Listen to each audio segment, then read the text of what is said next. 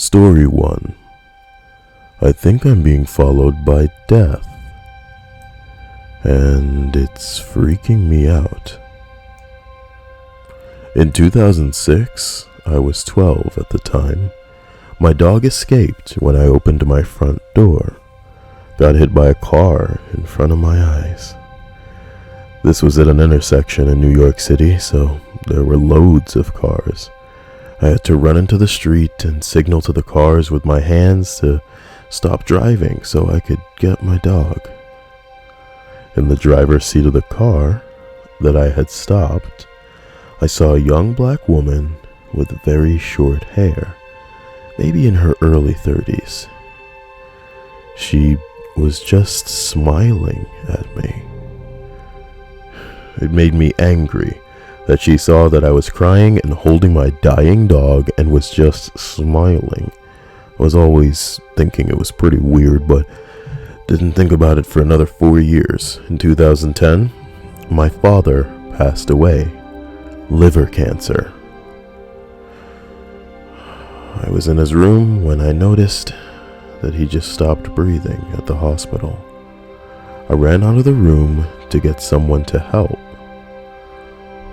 Though the hospital seemed rather empty at 2 a.m., I ran down the hallway to the reception desk of the floor and saw 2 nurses.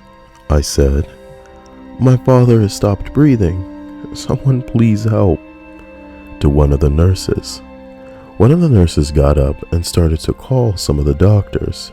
The other nurse just smiled and stayed quiet. The thing is,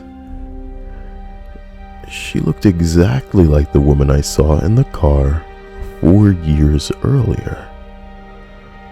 My heart stopped, but I didn't have time to dwell on it because of the situation. Just imagine everything going quiet and slowing down while her and I stare. And she smiles. Her smile widens amidst all of the chaos. It sends shivers down my fucking spine. My grandmother's funeral was this past Thursday. My mother and I were parking our car at the funeral home when we heard our back window shattering as if a bullet had gone through it. I got out of the car to see what had happened, and it turns out that we had backed into a tree, which shattered the window. I ran inside the funeral home to see if they could give us a garbage bag and duct tape, and I saw the same woman on the sidewalk in front of the home wearing a hat, looking at me. This is the end of my story, and I'm sure no one will believe me. Just pay attention if any reoccurring faces are smiling at you. Story 2. My friends and I lived in a rural community south of Olympia, Washington, about an hour or so south of Seattle. We weren't in school, didn't have jobs, and all lived at home. We really had nothing to do, or any money to do it with, so we'd load up into our friend Justin's van and go exploring, or looking for trouble. One night at about 11 p.m., we were hanging around and our friend Evan mentions his dad bought a huge piece of land in the south of the country at an auction. Okay. If we wanted, Evan said, we could totally go check it out. Maybe there's something cool out there. Sounds great to us. So, we get some snacks, batteries for our flashlights, and gassed up the van. $1.29 a gallon back then. We stopped by Evans to get the keys to the gate, and it took us about 20 minutes to get out there, as it was in the middle of nowhere, a rural corner of a rural area. Well, it took us another 20 minutes to find the entrance, and it had been left to grow wild for years and years. There was nothing around it. The streets didn't even have streetlights, though it was a public road. We find the gate and unlock it. It's a large one, and the van slips in easily. We know the site was originally supposed to be a subdivision in the 80s, but after clearing it, the project was stalled and they never built anything. They had, though, paved the roads. They were mostly destroyed, but it gave us easy enough access in our rugged van. So we drive about 300 or 400 feet from the entrance, and the road starts getting a little rougher. Ahead of us, maybe another 300 or 400 feet, was the woods and the end of the property. It's all pretty quiet, so we get out of the van and start looking around. The network of side streets were in worse shape than the main arterial we were on, but they still cut decent enough paths through the 4-foot-tall grass. There were 4 of us, myself, Evan, Justin the driver, and Lucas. We were exploring when we heard Luke yell for quiet. We hushed, and then we heard it. It sounded like what can only be described as a large parrot. Imagine a parrot's short whistle slowed way down and brought down several octaves. It gave me the chills. Worse though is what came next. A response to the call on the other side of us. One was far to our right, and the other was far to our left. We all got together in front of the van's headlights. "I think that was a barn owl," Evan offered. "That was no barn owl, not at all," Justin countered. He'd know. His family lived in the sticks, and lots of owls were on that property. Then we heard a third one from dead ahead. It was in the woods, and now we were scared. We clearly weren't alone. The original noise on our right sounded again, but this time we could hear that it was getting closer. The second one on our left vocalized an answer again, and it was even closer. The third apparently agreeing with its friend's voice as well. Then we heard the grass dead ahead rustle. It was coming. We'd heard enough. We were back into the van and backing down the remains of the street as fast as we could, and just out of range of the direct headlights beams, we could see the grass bending, keeping a pretty good pace with the van. Justin backed it out into the street, pulled a bootlegger, and we were out of there. We met up at our post-adventure spot, a 24-hour diner in town, and debriefed. For the most part, our accounts were spot on with each other. Evan was pretty sure he saw a silhouette a good 2 feet over the grass. And he's not the type to make stuff up. He couldn't make out what it was, just that it was tall. We went back the next week during the day to lock up the gate we'd left open. We couldn't resist peeking inside. Except for tire tracks on the plants growing in the seams of the pavement, there was no trace of anything. Nothing. We didn't stick around too long. We were still spooked. We never figured out what was there, and as far as I know, Evan's dad hasn't done anything with the property. Yet. Story 3. I live near a camp that I used to attend as a child. When I was 7, there was a counselor at the camp who was Russian. The camp has a very large staff exchange program with many different countries. They were weird like that. Counselor said he was incredibly fast, and during staff-only campfires, he would catch, skin, and eat live animals. He could do this crazy sleeper hold move, and it essentially was a strangling move that knocked you out for a few seconds. Then you came to, and you were fine a minute later. I saw him do it on a counselor once. The guy was out for about 10 seconds. He was forbidden to do it after that. However, kids got curious and started asking him to do the move. He would do it, in secret, but he would increase the severity of the holds, which would in turn keep the kid knocked out for a longer period of time. One day a camper went missing. He wasn't in his bunk, despite going to bed with his cabin that night. They did a camp-wide search, keeping us all on the soccer field for about 2 hours.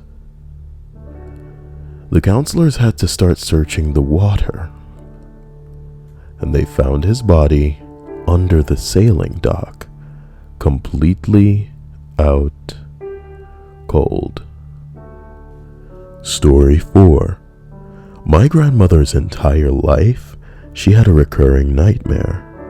In this nightmare, she would be walking down a long, dark hallway, turn to the left, open a door, and see something terrible. She'd always wake up before seeing what it was. In her 40s, she, her husband, my dad, and my aunt were on vacation. They booked the hotel at the last minute, so they ended up having to get 2 rooms with 2 twin beds on opposite sides of the floor. My dad wakes up at around 3 a.m. and can automatically tell something's not right. He calls out into the darkness, "Dad?" No response.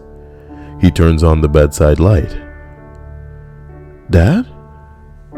He says a little louder this time. Still, no response. Getting worried, he slides out of bed and shakes his father. He doesn't wake up.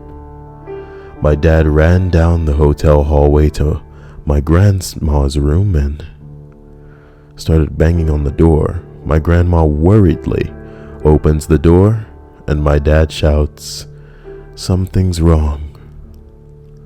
He leads her down the long hallway to the last door on the left. My grandmother reaches the door, turns to the left, and sees her husband dead in bed. A heart attack.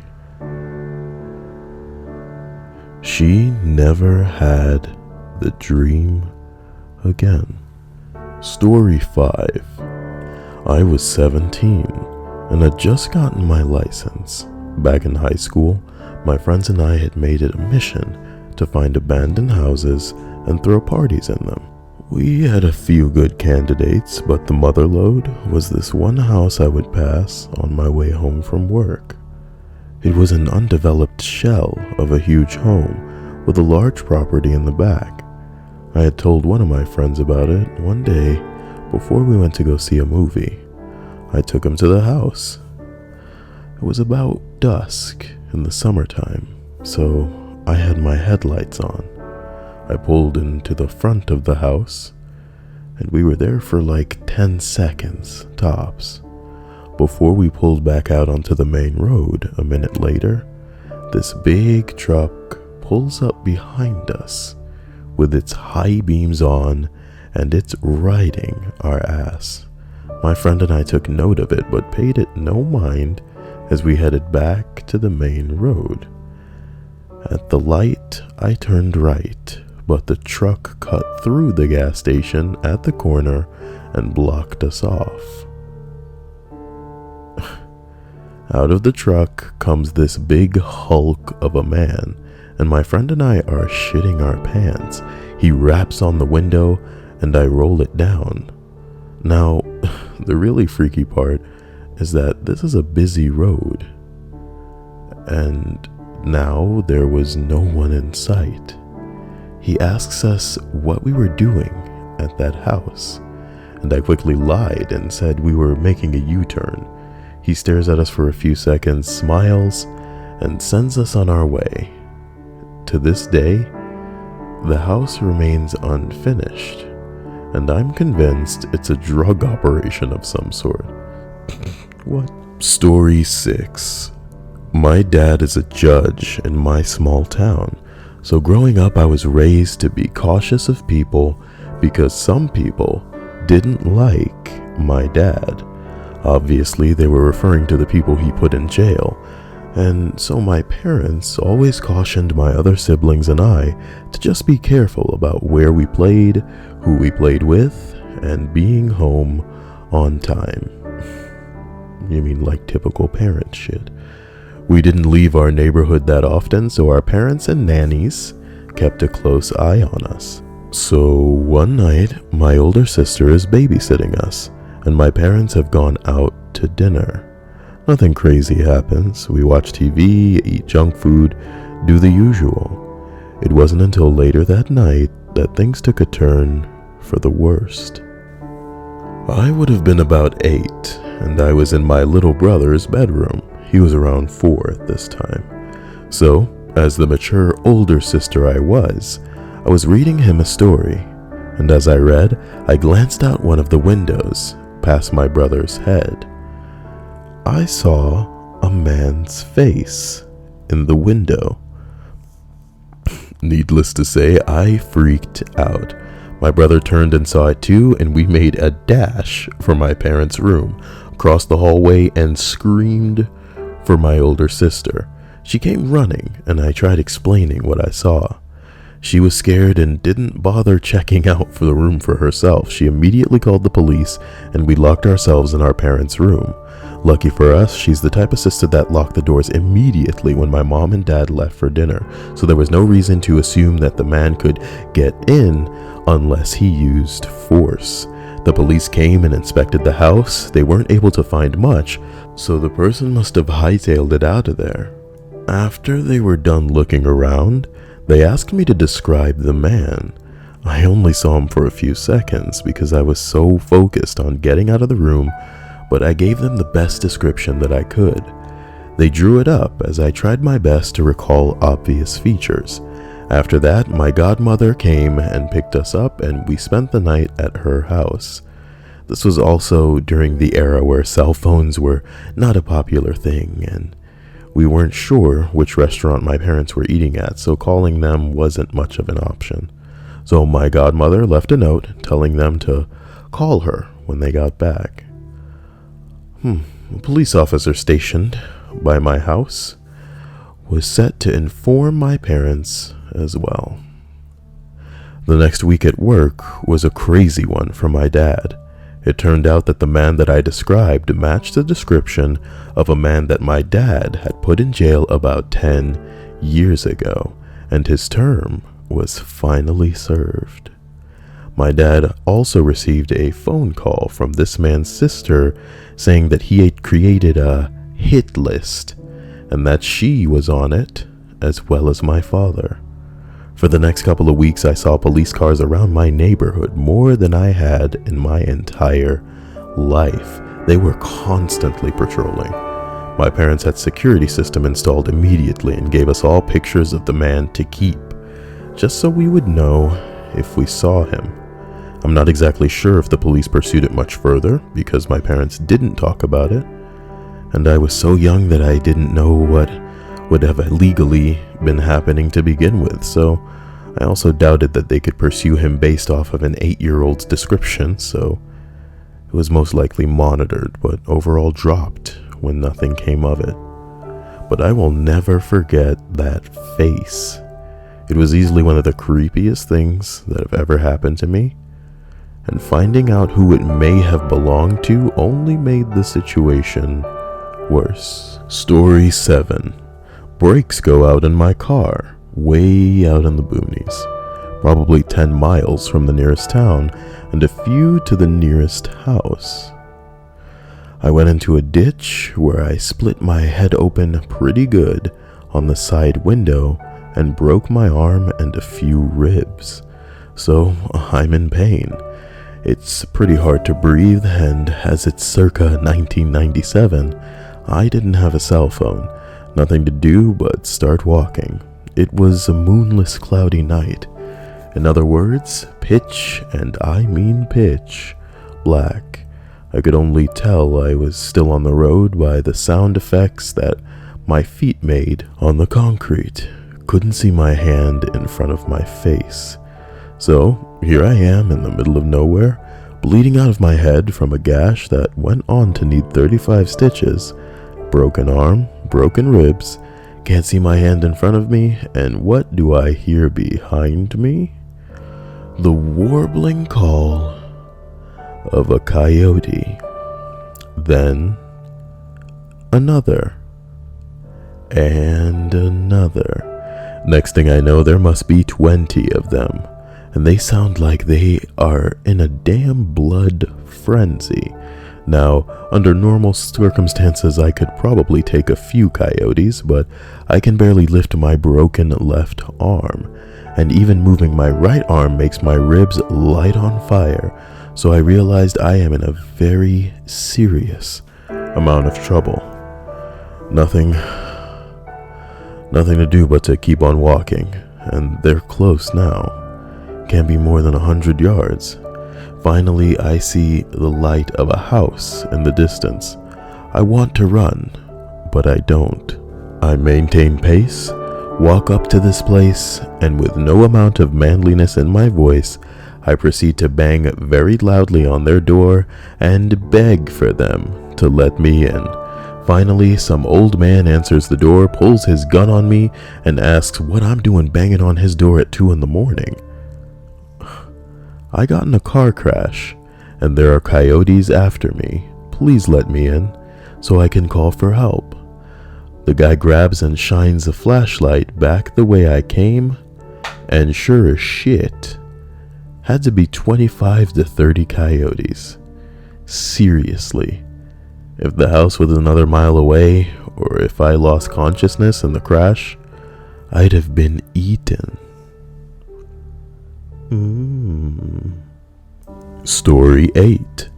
Waiting for my daughter's dance to finish down by Lake Ontario, and I decide to go near the water's edge to check out the stars. I'm into amateur astronomy, and looking over the lake is the darkest sky in my city. I'm looking at Orion, and I noticed a very bright star about 20 degrees up, due south. I thought it was Sirius, except that night Sirius was more southwest and about 40 degrees up in the sky. So I'm thinking to myself, what the hell is that? It wasn't moving, so it wasn't the ISS. It was way too late for it to be Venus. Jupiter was high in the sky, and Saturn was not in view. This thing was as bright as the ISS. Really bright. So, I'm wondering what it is when I hear a noise closer to me and noticed a pure white coyote. It was bigger than a normal brush wolf or coyote, but not as big as a wolf. Walking along the water's edge. It's odd to see a coyote in the city, but not beyond expectations. It can happen. Since I was only about 20 feet from it, I decided that it was better if this animal knew I was there, so I made a bit of noise. No reaction.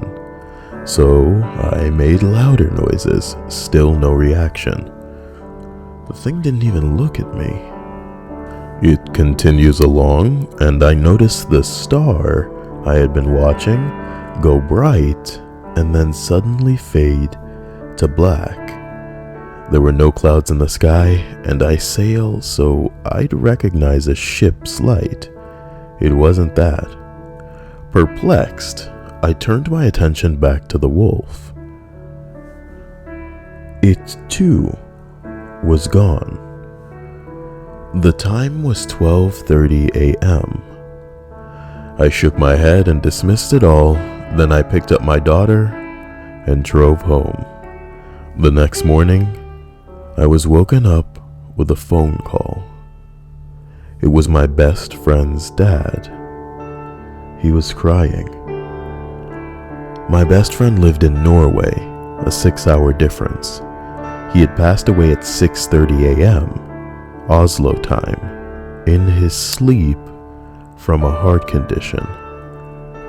After I hung up, I realized that my buddy had died at the exact same time, 6:30 a.m. Oslo is 12:30 a.m. Toronto time, that I had seen my star wolf. It sent a huge shiver down my spine. Could be a freaky coincidence, but it's crazy to think that my buddy could have been saying goodbye. Story 9. On my 12th birthday, I was on the way to a bike shop to get a new bike. I was with my dad, his girlfriend, and my brother. We were still about 10 minutes away from the town center, so nowhere near the bike shop. Some random, old, creepy-looking guy comes up to us, looks down at me, and says, "You buying a bike?" I look at my dad confused and kinda scared. We told him that we were on the way to buy a bike, and he then started going on about how I must get a helmet and wear it all the time. We were a little freaked out, but we just assumed he was a weirdo and just forgot about it. A few hours later, I'm riding through the park on the new bike and I fall off. I didn't fall very hard, but I landed on the grass, so it was fine. As I'm going to get up, I'm brushing myself off, and I look up, and there, just standing there, looking disappointed and shaking his head, is the old guy. He shakes his index finger at me and says, "I told you to wear a helmet." At this point, I shit myself and just ride my bike as fast as I can home. What's weirder is that even though we've moved 40 or 50 miles away from where I used to grow up, I still see this guy once in a while. I don't believe in guardian angels or shit like that, so this genuinely creeps me out. Nigga, you need to be wearing that helmet in the shower and to bed. Number 10. When I was 17, I worked at a Red Lobster. I closed the kitchen, so I was one of the last people to leave somewhere between midnight and 1 a.m. Being as late as it was, some of the city's bus routes were already done for the day, and only the heavy traffic ones were still running. Due to this inconvenience, I had to take a bus that dropped me off several city blocks away from home, leaving me with a 20-minute walk home. This led me through a graveyard in the middle of the neighborhood, one of the oldest in the city. It had a small street that ran through it with streetlights, but both ends had a gate to stop vehicular traffic, only allowing pedestrians through, and headstones lined both sides instead of sidewalks. Creepy enough at night, but it was faster than walking around, especially since the cemetery was wide and narrow. At this particular point, I had been walking through at least once a week coming home from work, so I grew fairly comfortable there, and would even sometimes just check out headstones instead of walking straight home. This one night, however, things changed. I was walking up to the cemetery street, cutting through a grocery store parking lot, just wanting to get home and get to bed. As I walked up the side street leading to the pedestrian entrance, the street lights in the cemetery shut off. All of them. All at once. Weird, I thought, but I carried on. My bed was calling. I walked through the gate, and the first light turned on, basking me in its glow. I slowed, looked around, and saw nothing unusual, so I continued. Coming to the edges of this lone lamp, the second light flickers on, stopping me in my tracks. I pulled my already quieted headphones out of my ears, getting scared and searching for an answer. Still nothing. I pick up my pace, briskly walking through the second pool of light, noticing that the first pool has disappeared as I leave it behind. Getting up to the third light, it flashes to life, while the second one dims out. Much like my courage at this point. This continues all the way through, the lights turning on and off as I enter and leave them, jogging out of fear. As I make my escape, the lights all off for now. I think about how creepy it would be if they all turned on now. But they didn't, at least not until I was across the street from the graveyard, causing me to break into a run for the rest of my way home. I've told this to many friends, and always get the, "It was probably just motion sensors." It wasn't. I've used this path to go home a couple of other times and had less freaky experiences, but never again did the lights react the way that they did. Story 11. Friend of mine moved into a house in Portland, Oregon, and it was always a little off. When he first moved in, he heard some creaks and things of that nature, but it was mostly just old house noises. Then, sometimes, he could swear he heard footsteps, or doors creaking open or closed. The most peculiar thing about the house was that even with all of the shades drawn up and letting the sun in, the house was always dark. As some of the noises increased in frequency, so did the stranger things. He asked his roommate about the noises, and they all had agreed that they had heard peculiar things around the house as well, in particular, the basement. The basement had some stairs leading down, and from what he described, there were 2 rooms. The main room with the stairs in it, then another room attached that had an extra door on the opposite corner of the first door.